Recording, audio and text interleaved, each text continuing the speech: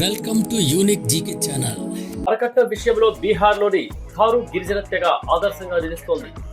పశ్చిమ చంపారణ్ జిల్లాలో నివసించే థారూ సమాజంలో వరకట్నం ఇచ్చినా తీసుకున్న ఆ కుటుంబాన్ని గ్రామం నుంచి బహిష్కరిస్తారు.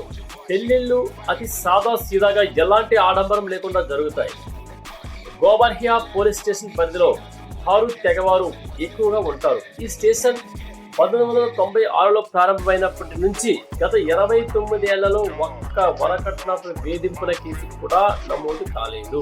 వరకట్న నిషేధ చట్టం 1961 అనేది భారతదేశంలో వరకట్నం ఇవ్వడం లేదా తీసుకోవడం నిషేధించే చట్టం. దీని ప్రకారం వరకట్నంగా భావించే ఏ ఆస్తి లేదా విలువైన వస్తువును వివాహంలో అడగడం, ఇవ్వడం లేదా తీసుకోవడం చట్టవిరుద్ధం. వరకట్న వేధింపుల నుండి మహిళలను రక్షించడం ఈ ప్రధాన లక్ష్యం. 1961 జూలై 1 నుంచి దేశవ్యాప్తంగా అమల్లో ఉంది.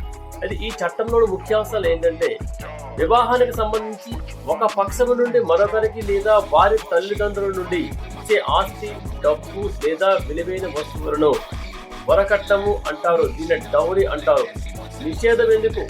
ఈ నిషేధం వరకట్నం అడగడం, ఇవ్వడం లేదా తీసుకోవడం ఈ చట్టం కింద నేరము. ఇది వరకట్న నిషేధం.